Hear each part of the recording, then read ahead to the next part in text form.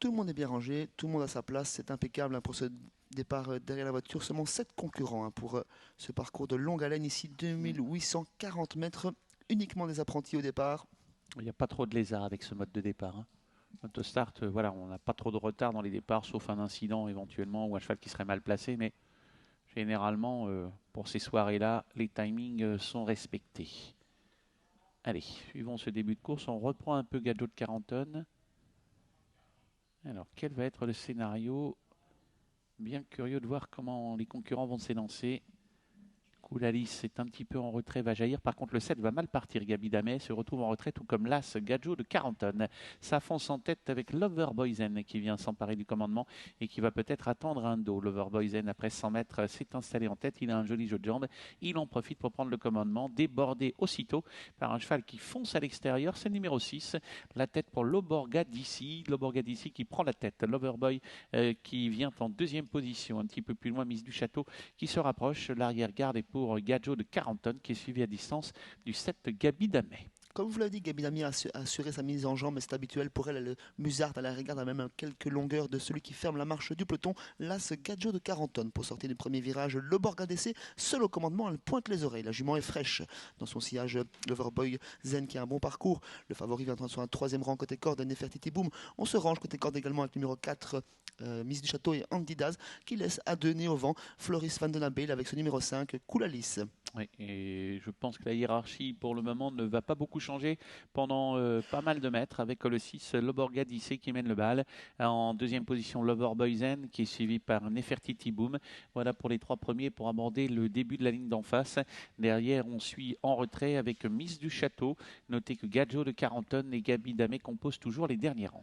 Pas de course tactique pour le moment, on fait un petit peu de train légèrement mais sans aller trop vite avec le numéro 6, le Borga d'essai qui mène détaché à présent de Loverboyzen qui tente de faire la jonction. Nefertiti Boom vient en troisième position, Coulalis ramène gentiment le peloton de la deuxième épaisseur et une attaque du numéro 7 Gabi Damet qui force l'allure pour le premier passage de la ligne d'en face. Et qui oblige Coulalis à tenter d'accélérer également pour prendre son dos. Là maintenant on va sortir un peu peut-être le peloton de sa léthargie, toujours sous l'impulsion du 6, Loborga d'ici. Le numéro 7 est venu en deuxième position, il s'agit de Gabi Damet, est-ce qu'il va avoir l'occasion de se rabattre?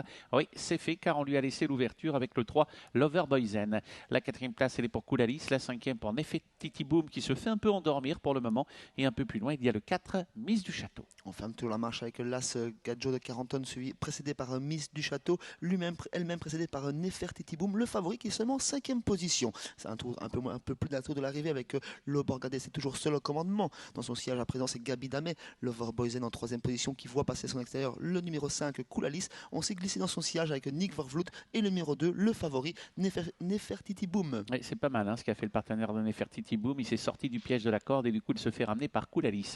Alors que le numéro 7 Gabi Damet qui avait une excellente position s'est décalé maintenant pour tenter de revenir à la hauteur de Loborga d'ici. Non loin du groupe de tête, Coulalis est toujours là, le long de la corde Loverboyzen et le numéro 2 Nefertiti Boom qui semble avoir pas mal de ressources à mi-ligne d'en face.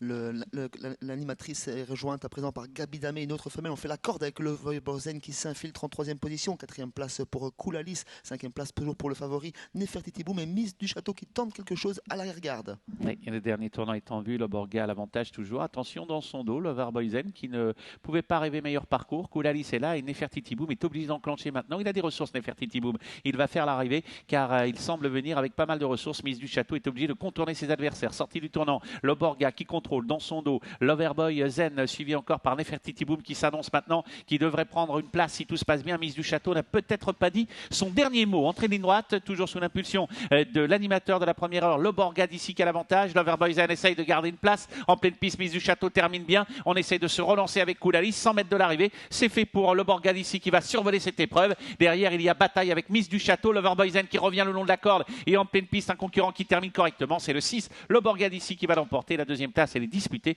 entre Miss du Château, un concurrent qui s'est également remarquablement défendu le long de la corde.